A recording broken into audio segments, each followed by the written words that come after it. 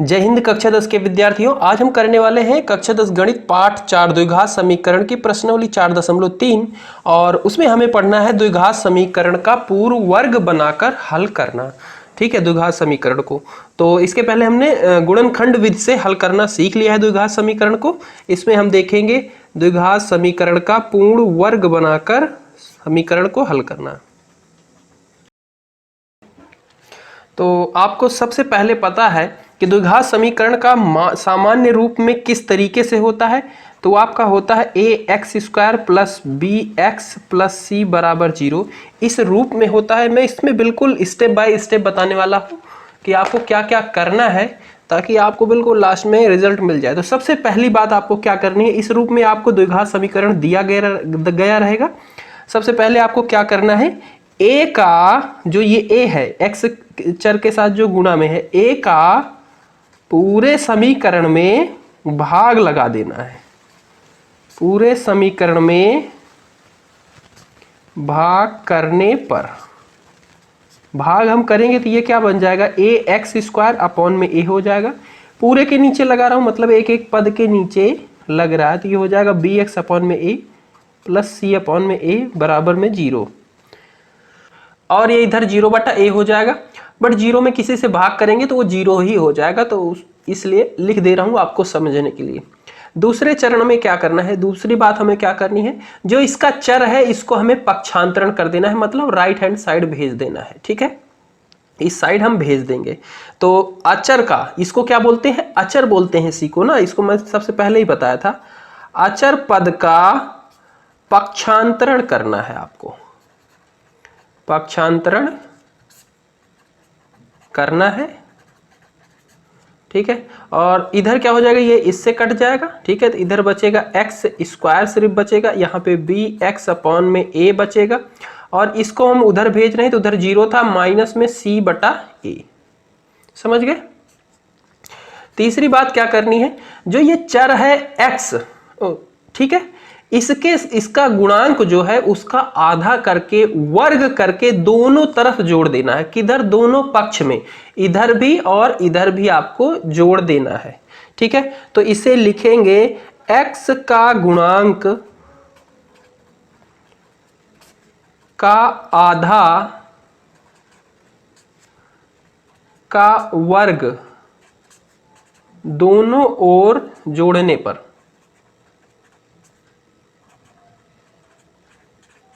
ठीक है, दोनों ओर हमें जोड़ना है। तो ये इधर है x², ये x अक्ष, x का गुणांक क्या है, b/a है, b/a का आधा करेंगे क्या हो जाएगा, b/2a और उसका वर्ग कर देंगे। तो जितना भी है इसको तो आपको नोट कर लेना है। इधर क्या जोड़ना है आपको, b/2a का वर्ग जोड़ देना है बराबर, इधर क्या बचा है, माइनस c/a बचा है, इधर भी यही चीज आपको जोड़ देना है। ये क्या थी, x के साथ जो गुणांक में है, यानी कि गुणांक है उसका आधा करके हमने वर्ग किया है, उसको इधर भी आप जोड़ दोगे। ठीक है, जोड़ देंगे तो ये आपका बन जाएगा। अब आपको इसको इस तरीके से रखना है कि ये किसी का वर्ग बन जाए। देखो कैसे रखेंगे, हम इसको रख सकते हैं ये इंटू में 2 गुना x गुना b/2a। तो क्या मैं इसको अगर सॉल्व करूंगा तो यही आएगा, हाँ जी बिल्कुल यही आएगा, और प्लस में b/2a का वर्ग। समझ रहे हो, और इधर ये आपका पूरा का पूरा सेम उतार देते हैं हम। इसको ध्यान से देखो, ये क्या a प्लस b का होल स्क्वायर बन रहा है क्या, हाँ जी बिल्कुल बन रहा है। ये a² हो गया प्लस में 2ab, a की जगह पे x, b की जगह पे ये वाला पद आपको दिख रहा है, और b का स्क्वायर। ठीक है, तो इसकी जगह पे क्या मैं लिख सकता हूँ, x अपॉन में b/a का होल स्क्वायर। हाँ जी बिल्कुल लिख सकते हैं। और इधर आपका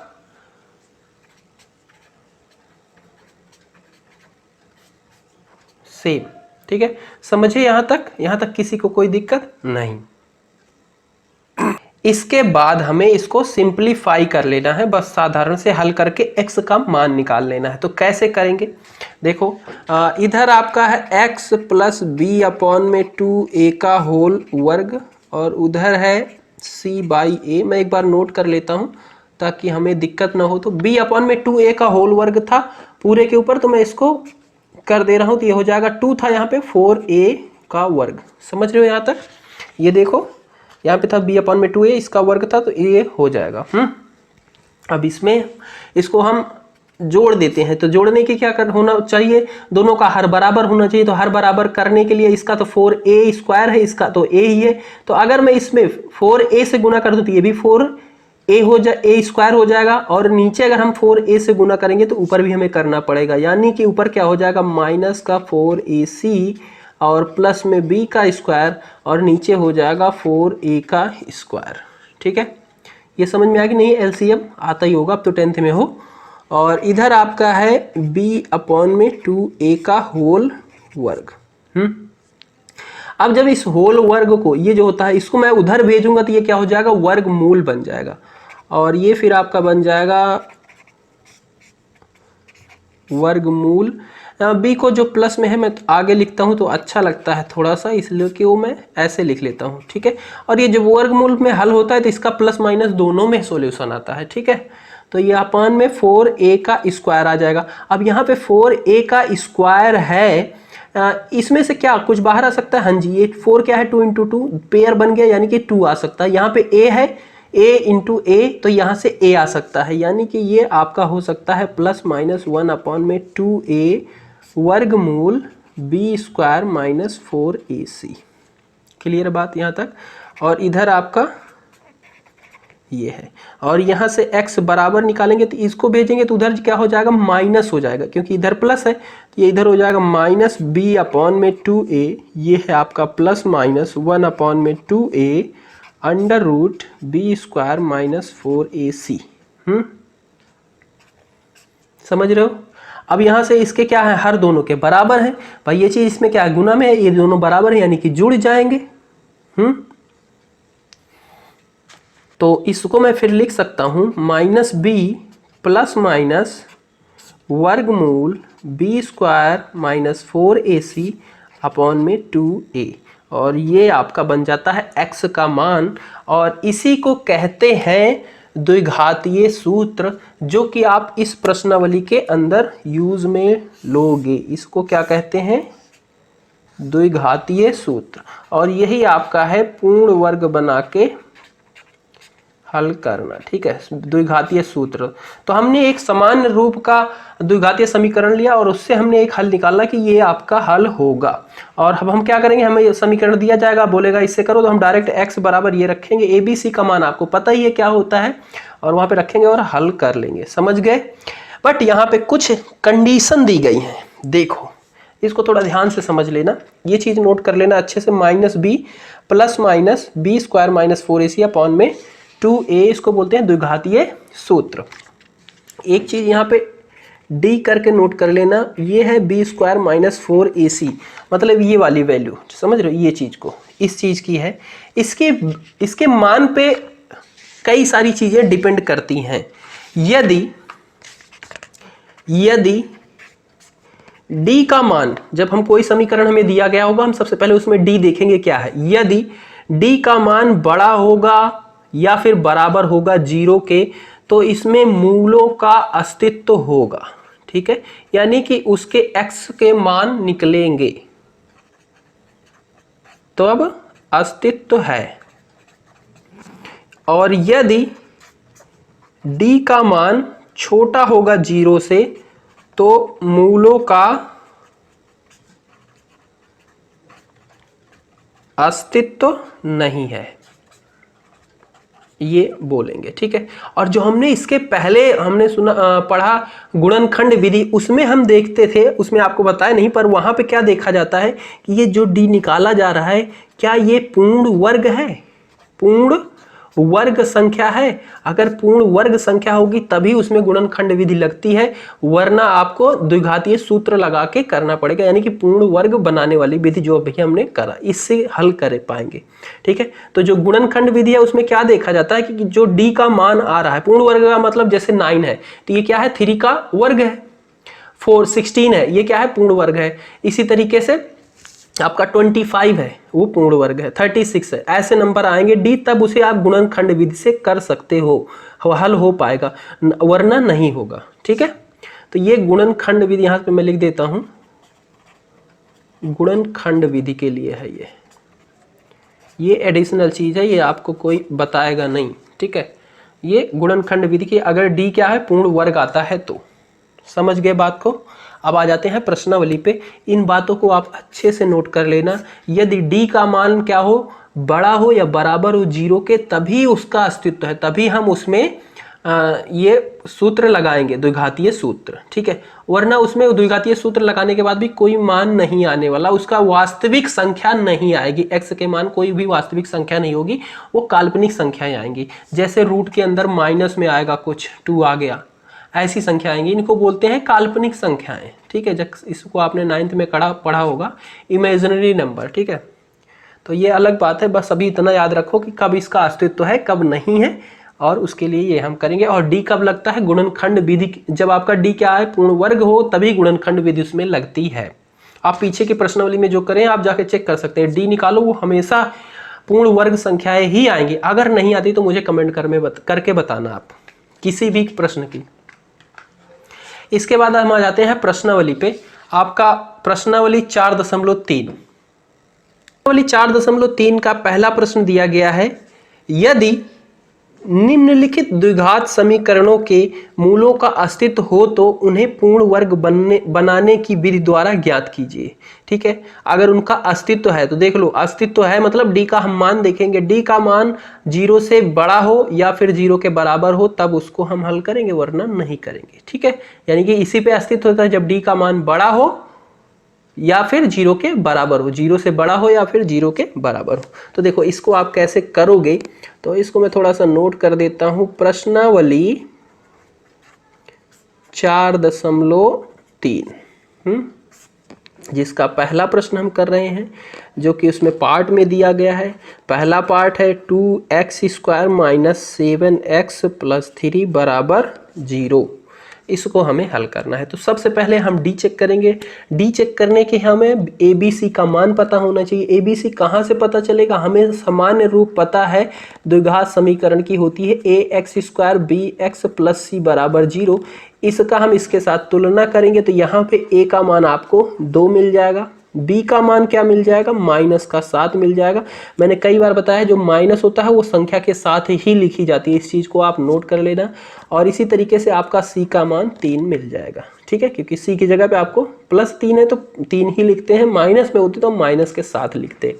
अब d कैसे निकालना था, d निकालना था आपको b² - 4ac से, और यहाँ पे b क्या है, -7 है, माइनस के 7 का वर्ग कर दो, माइनस में 4, a की जगह पे 2 है, c की जगह पे 3 है। इसको हल कर देते हैं तो माइनस माइनस क्या हो जाएगा, प्लस हो जाएगा, और 7 × 7 = 49 हो जाएगा। और इधर माइनस का 4 दूनी 8, और 8 का 8, 8 दूनी 16, 8 त्रिक 24 हो जाएगा।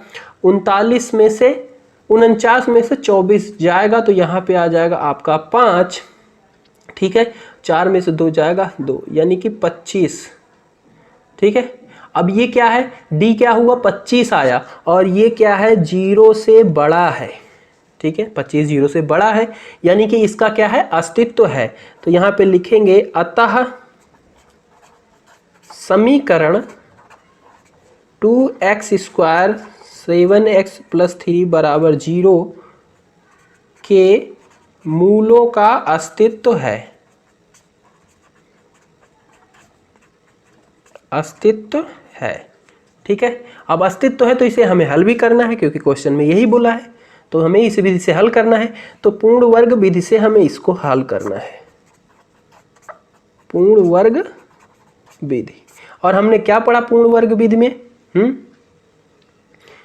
जो प्रोसेस करी आप वो चाहो तो करो, या फिर डायरेक्ट आप द्विघातीय सूत्र लगा सकते हो, ठीक है। दोनों कंडीशन है, बट मैं यहाँ पे आपको बता दे रहा हूँ जो हमने भी पढ़ा एक बार करके वैसे। बाकी आगे प्रश्नों में फिर हम डायरेक्ट द्विघातीय सूत्र लगाएंगे, क्योंकि हमें जो प्रोसेस हमने पढ़ी वो करने के बाद हमें रिजल्ट क्या मिल रहा है, एक्स का मान वही मिलता है, तो हम डायरेक्ट उसी को लगाएंगे। बट यहाँ पे मैं आपको ये बता देता हूँ। तो आपका समीकरण है 2x² - 7x + 3।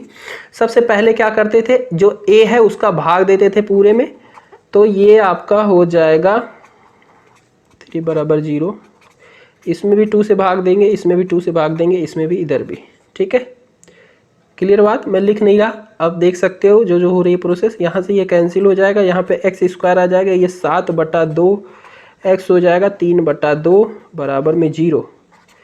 यहाँ पे एक्स स्क्वायर 3 को इस चर पद को हम उधर भेज देंगे, ठीक है, बराबर में ये हो जाएगा माइनस का 3/2। अब यहाँ पे यहीं पे मैं कर दे रहा हूँ, यहाँ पे जो x के साथ गुणन में होता है, गुणांक होता है, उसका क्या करते हैं, आधा करते हैं, वर्ग करके दोनों तरफ जोड़ते हैं, ठीक है। यहाँ पे गुणा में क्या है 7/2, ठीक है। इसका हम क्या करेंगे, आधा करेंगे, 7/2 का आधा करेंगे तो 7/4 हो जाएगा, और उसका वर्ग करके दोनों तरफ जोड़ देंगे।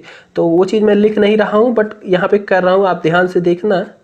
ये 7/x है, 7/2 का आधा यानी कि 2 से और गुणा यानी कि 7/4, और इसका वर्ग बराबर में -3/2 प्लस में 7/4 का वर्ग। समझ रहे हो। अब आपको इस चीज को इस तरीके से करनी होती थी, किसी का गुणनखंड बन जाए, और इसको तो ध्यान से देखोगे तो ये बनता ही है, ठीक है। तो ये एक्स स्क्वायर है, इसको आप -2 इंटू एक्स लिख सकते हो, इंटू में 7/4, ठीक है, इंटू में 7/4 लिख दो, और इसको हल करके देखो क्या 7/2 आएगा। हाँ जी बिल्कुल आएगा। ये 2 से ये 4 को 2 बार में काट देगा, 7/2 एक्स है ही यहाँ पे और माइनस में आ ही रहा है, प्लस में 7/4 का होल वर्ग बराबर में, ठीक है, इसको ऐसे लिख देते हैं। अब इस चीज को मैं ये a plus B, a minus B का होल स्क्वायर बन जा रहा है, a यहाँ पे x है, b की जगह पे 7/4 है, तो ये x माइनस 7/4 का होल वर्ग, और इधर का आप चीज हम हल करेंगे तो ये माइनस का 3/2, और ये हो जाएगा 7×7 = 49, 4×4 = 16 हो जाएगा, और इसको हल करेंगे तो ये आ जाएगा 25/16। और इधर x माइनस 7/2 का होल, यहाँ पे ये 7/4 है, ठीक है। अब क्या करना है आपको, इसको सिंप्लीफाई करना है। हाँ यहाँ पे गलती होगी, 2 नहीं है 4 है, ठीक है। अब इसको हमें सिंप्लीफाई करना है, यानी कि ये वर्गमूल है, उधर भेजेंगे तो अंडर रूट हो जाएगा, घन मूल हो जाएगा, 25 में से 5 बाहर आ जाएगा, 16 में से 4 आ जाएगा, और घन मूल लगा यानी कि प्लस माइनस में इसका हल आएगा। तो देखो ये आपका हो जाएगा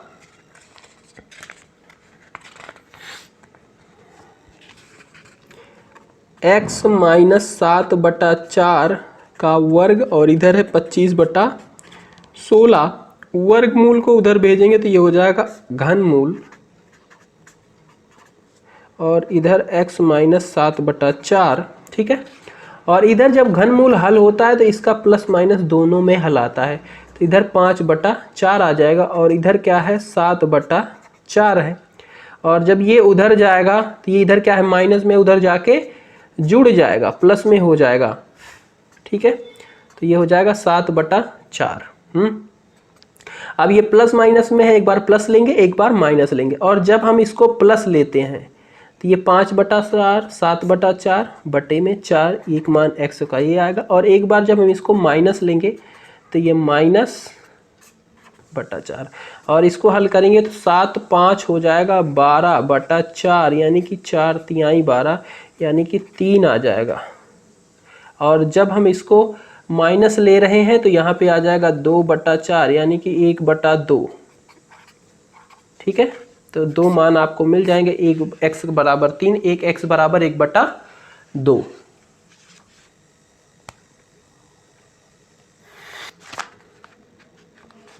इसका दूसरा प्रश्न आपका ये दिया गया है, यहाँ पे हम a b c का मान रखेंगे, d बराबर b² - 4ac हो जाएगा, और यहाँ पे हम इसको b की जगह पे 1 रखेंगे, ये सारी मान रखेंगे, और फिर d आपका मिलेगा 33, जो कि क्या है 0 से बड़ा है, यानी कि इसके मूलों का अस्तित्व है, ठीक है। और मूलों का अस्तित्व है तो पूर्ण वर्ग लगाएंगे, सेम प्रोसेस आप फॉलो करोगे, और लास्ट में आपका आंसर आ जाएगा x बराबर आएगा माइनस प्लस माइनस रूट में 33/4, ये आपका होगा, ठीक है। ये प्लस में भी होगा, एक बार माइनस करोगे क्योंकि वर्गमूल में है तो हमने इसको प्लस माइनस साथ में लिख दिया, क्योंकि 33 अगर वैसे वर्गमूल हट गया होता तो फिर हम प्लस माइनस कर में दो संख्या वास्तविक संख्या लिख देते, पर ये वर्गमूल में है तो हमने इसी रूप में रहने दिया, बस प्लस माइनस में बता दिया कि इसका ये मान आएगा, ठीक है। तीसरा पार्ट इसका देखो, तीसरे पार्ट इस तरीके से दिया गया है, इसमें भी आपको कोई भी टेंशन शंका करने की बिल्कुल जरूरत नहीं है। a b c का मान आप आराम से निकाल सकते हो, d का मान आपको निकालना है, और डी का मान आपको आएगा यहाँ पे 0 आ जाएगा। और आपको कंडीशन दी गई थी कि डी का मान क्या हो, 0 से बड़ा हो या 0 के बराबर हो, तो उसमें उसका अस्तित्व तो होता है, उनके मूलों का अस्तित्व तो होता है। तो वो चीज़ हमने लिख दी और फिर पूर्ण वर्ग विधि वही लगाई, सारी प्रोसेस वही फॉलो की है, बिना गलती किए करोगे तो आपका आंसर यही आएगा। अगर गलती हो जाए तो इस वीडियो को रोक के आप मिला सकते हो। ठीक है, तो इसमें x का मान आया है माइनस का √3/2। ठीक है, सॉरी, एक बार प्लस का है एक बार माइनस का है, नहीं दोनों माइनस का ही है। ठीक है, इसके चौथे वाले में थोड़ी सी कंडीशन हो गई है चेंज। इसमें दिया गया है आपको ए बी सी निकालेंगे, डी बराबर निकालेंगे और डी बराबर आ जाएगा -31 जो कि 0 से छोटा है। तो इस कंडीशन इस स्थिति में हमें क्या करना है, बस लिख देना है कि इसके मूलों का अस्तित्व तो नहीं है, इनके मूलों का अस्तित्व तो नहीं है। बस यहीं पे क्वेश्चन आपका समाप्त हो जाएगा, क्योंकि क्वेश्चन में पूछा ही था अगर अस्तित्व तो है तो उनमें पूर्ण वर्ग विधि लगाइए वरना नहीं लगाइए। तो आपका पहला प्रश्न समाप्त होता है यहाँ पे।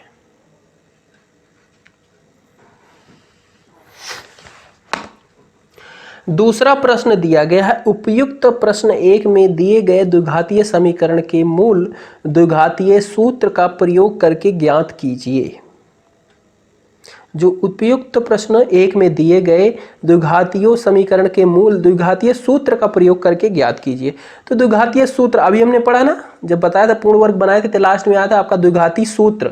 बस आपको कह रहा है कि उसे सीधा सॉल्व करना है, आपको पूरा ये जो अभी हमने पढ़ा इसमें ऐसे पूरा स्टेप वो नहीं करना है, डायरेक्ट आपको सिर्फ लगा देना है नियम और उससे हल कर देना है। कौन से, पहले वाले प्रश्न को 4.3 का पहला प्रश्न सारा का सारा। और उसमें से आपका पहला जो दिया गया है इसको आप ध्यान से देखिए। पहला दिया गया है इसका 2x² - 7x + 3 = 0 हल। इसको हम उतार लेंगे, यहाँ पे ABC देख लेते हैं। ठीक है, ABC क्या है, उसके बाद द्विघातीय सूत्र आपको पता है क्या होता था, होता है -b + -b² - 4ac/2a, ये रखेंगे। और यहाँ पे ABC आपको पता चल ही चुका है कैसे आया है, कहाँ से आया है। b की जगह पे b का मान, c की जगह पे c का मान, e की जगह पे a, और इसको सिंप्लीफाई करोगे और यहाँ से आपका आ जाएगा 7 ± 5/4। ठीक है, तो एक बार 7 को प्लस करना है 5 के साथ, एक बार माइनस करना है, यहाँ से 2 मान आएंगे। मान वही आने वाले हैं जो पहले आए थे, ये भी वही चीज़ आएगी यहाँ पे भी। ठीक है, बट यहाँ पे क्या हो गया, आसानी से हो गया। ठीक है, दूसरा पार्ट इसका मतलब पहले वाले उदाहरण का ही 2x² + x - 4 = 0 था, तो इसमें भी ABC निकाल लेंगे। द्विघातीय सूत्र डायरेक्ट आपको रखना है और यहाँ से आपका x का मान यही चीज़ आ जाएगा। एक बार ये क्या आएगा, माइनस में 1 प्लस √ दूसरा प्रश्न, तीसरा इसका देखो, तीसरा सेम चीज है वही, ABC आप रख लोगे, द्विघातीय सूत्र रखोगे, उसकी जगह पे मान रखोगे और इसको सिंप्लीफाई करोगे तो -3/2 आएगा, √3/2 माइनस का √3/2। चौथा देखो, चौथे में क्या था, इसका अस्तित्व ही नहीं था। अब यहाँ पे समझना अस्तित्व तो नहीं है इसका क्या मतलब है। ABC रखा, द्विघातीय सूत्र लगाया और इसको जब हल किया तो देखो वर्गमूल के अंदर -31 आया है। ठीक है, और क्योंकि हमें अभी तक हमने रूट के अंदर माइनस में कोई संख्या नहीं पढ़ी है, ये होती है काल्पनिक संख्याएं। ठीक है, इसीलिए इसको बोला है कि ये वास्तविक संख्याएं नहीं है, रियल वर्ल्ड में नहीं इनको माना जाता है, इसलिए इन्हें काल्पनिक बोला गया। इसीलिए बोला गया इन मूलों का अस्तित्व तो नहीं होता। ठीक है, समझ रहे हो ना बात को। तो यहाँ पे लिख देंगे, अतः समीकरण वास्तविक मूल्य विद्यमान नहीं है, ये काल्पनिक है, वास्तविक संख्या नहीं है, काल्पनिक संख्या है। रूट में माइनस में कोई भी संख्या होगी उसको काल्पनिक संख्या बोलते हैं। क्लियर बात, तो ये चीज हम यहाँ पे लिख देंगे। तीसरा प्रश्न दिया गया है, निम्न समीकरण के मूल ज्ञात कीजिए। पहला आपका दिया गया है x - 1/x = 3। तो इसे अगर आप ध्यान से देखो तो ये क्या है, द्विघात समीकरण के रूप में आपको दिख रहा है क्या, नहीं दिख रहा। तो सबसे पहले हम इसको द्विघात समीकरण के रूप में लाएंगे और उसके बाद हल करेंगे। तो इसको हम द्विघात समीकरण के रूप में लाने के लिए इसे क्या करेंगे, हल कर लेंगे। तो ये x इसका क्रॉस मल्टीप्लाई करके ये आपका बन जाएगा x² - 1/x बराबर में 3/1। और फिर इसका जब क्रॉस मल्टीप्लाई ऐसे ऐसे होता है, मैंने बताया इसको कई बार, तो ये आपका हो जाएगा x का 3 के साथ, इस 1 का इसके साथ बराबर में रखेंगे। ठीक है, वही चीज़ की गई, 1 का इसके साथ की गई, x² - 1, 3 का x के साथ किया गया और यहाँ पे रखा गया, ये बन गया। और फिर 3x को इधर लाया गया है तो ये -3x - 1, x² - 3x - 1 बराबर में 0, ये आपका बन जाएगा समीकरण। ठीक है, और फिर इसको द्विघातीय सूत्र से हल करना है, तो द्विघातीय सूत्र फिर उसके बाद लगा देंगे। अब आपको ए बी सी यहाँ पे पता ही है, ए क्या है 1 है, बी है -3, सी क्या है -1 है। डायरेक्ट लिखा द्विघातीय सूत्र से -b plus minus B square -4ac upon में 2a, b की जगह पे -3, b की जगह पे -3, 4a की जगह पे 1, c की जगह पे -1, और फिर इसको सिंप्लीफाई किया अपॉन में 2a। ठीक है, और इसको जब सिंप्लीफाई किया तो ये 3 प्लस माइनस रूट में 13/2 आया। क्लियर बात, और यही इसका आंसर हो जाएगा। एक बार प्लस में लिखेंगे, एक बार माइनस में लिखेंगे, बस। और यहाँ पे भी मैंने वो बताई है वो चीज़, जो डी क्या होता था, डी अगर पूर्ण वर्ग आएगा तभी उसमें गुणनखंड विधि लिखेगी, तो वो चीज़ यहाँ पे लिखी गई है। पढ़ना चाहो तो पढ़ लो, वरना तो मैंने पहले ही बता दी। ठीक है, इसका दूसरा पार्ट है 1/x/4 माइनस 1/x माइनस 4 7 बराबर में 11/30 है। इसको भी सबसे पहले हम द्विघात समीकरण बनाएंगे, यानी कि क्रॉस मल्टीप्लाई इसका भी होगा। तो ये चीज़ पहले तो पूरा उतार लिया, उसके बाद क्रॉस मल्टीप्लाई इसका इसके साथ, इसका इसके साथ, और नीचे इन दोनों का खुद मल्टीप्लाई हो गया है। तो एक का जब x - 7 से होगा तो x - 7 ही हो जाएगा, फिर एक का x + 4 से होगा तो इसकी x + 4 ही हो जाएगा, माइनस बीच में सिंबल लगा हुआ है। इस दोनों का फिर मल्टीप्लाई हो चुका है, गुना हो गया है, बराबर में 11/30 रखा गया। इसमें जब माइनस यहाँ से ब्रैकेट हटाएंगे तो ये क्या हो जाएगा, माइनस का x हो जाएगा, माइनस का 4 हो जाएगा। माइनस से x कैंसिल हो जाएगा क्योंकि ये माइनस में ये प्लस में है, और नीचे क्या हो जाएगा, इसका मल्टीप्लाई होकर x² माइनस का 3x माइनस में 28 हो जाएगा, क्योंकि -7 और 4 का जब हल होगा तो ये क्या आ जाएगा, माइनस का 3 आएगा, और इनका गुना होगा तो माइनस का 28 आएगा। ठीक है, आप मल्टीप्लाई कर सकते हो, आपको आता है अच्छे से। 11/30 ये हो जाएगा। और ऊपर क्या बचा हुआ, माइनस का 4 माइनस का 7 बचा था, तो माइनस का 11 हो जाएगा, और नीचे ये पूरी संख्या उतार ली है, इधर भी 11 अब बाटे में 30। अब 11 इधर भी है कैंसिल हो जाएगा, या फिर आप इसको ऐसे भी समझ सकते हो, इस 11 को उधर भेजूंगा डिवाइड में जाएगा, फिर भी ऊपर 11 नीचे 11 कैंसिल हो जाएगा। तो यहाँ पे मैंने ऐसे ही कर दिया है वज्र गुणन करने पर। ठीक है, अब इसका वज्र गुण मतलब ये क्रॉस मल्टीप्लाई इस तरीके से जब बराबर लगा होता है तो इसका इसके साथ, इसका इसके साथ, और इन दोनों का फिर कोई मल्टीप्लाई नहीं होता, और दोनों बराबर के इधर उधर लिखे जाते हैं। तो 30 का -1 के साथ गुना होगा, यहाँ पे रखेंगे, इसका गुना होगा 1 के साथ, इधर लिखेंगे। ठीक है, ये हमने कर दिया। अब इस 30 को आप उधर भेज दो, ठीक है, या फिर 30 को इधर ही रहने दो, इस पूरे को इधर ला लो। तो उस पूरे को जब इधर लाएंगे तो ये माइनस में था प्लस में हो गया, ये माइनस में था प्लस में हो गया, ये माइनस में था ये प्लस में होगा, -30 इधर रखा, बराबर में 0, क्योंकि इधर कुछ बचा ही नहीं है। और वो चीज़ फिर आप यहाँ पे हल करके x² + 3x माइनस का 30 + 28 कितना आएगा, -2 बराबर 0। अब यहाँ पे ABC हमने निकाल लिया, और यहाँ से ये भी निकाल के देखा, यहाँ पे क्या आया, 17 आया, क्योंकि यहाँ पे बोला है आपको सिर्फ इसके मूल निकालने हैं। कौन से विधि से निकालना है नहीं आपको बताया गया, तो आप गुणनखंड विधि भी लगा सकते हो, और अभी जो हमने द्विघातीय सूत्र पढ़ा ये भी लगा सकते हो। तो 2 ही विधियाँ पढ़ी है, तो हमने इसको निकाल के यहाँ से चेक कर लिया कि ये पूर्ण वर्ग है, तो हम गुणनखंड विधि भी लगा सकते हैं। और हमने पाया 17 क्या है, पूर्ण वर्ग नहीं है, ये किसी संख्या का वर्ग करने के बाद नहीं आता 17। ठीक है, पूर्ण वर्ग नहीं है, तो इसमें द्विघातीय सूत्र ही लगेगा। और द्विघातीय सूत्र आपका ये है, इसको रखेंगे यहाँ पे ABC का मान आप रखोगे, और उसको फिर सिंप्लीफाई करोगे तो यहाँ पे -3 प्लस माइनस रूट में 17/2 आ जाएगा, और यही आपका सॉल्यूशन हो जाएगा इसका। मिलते हैं अगली वीडियो में, तब तक के लिए जय हिंद जय भारत।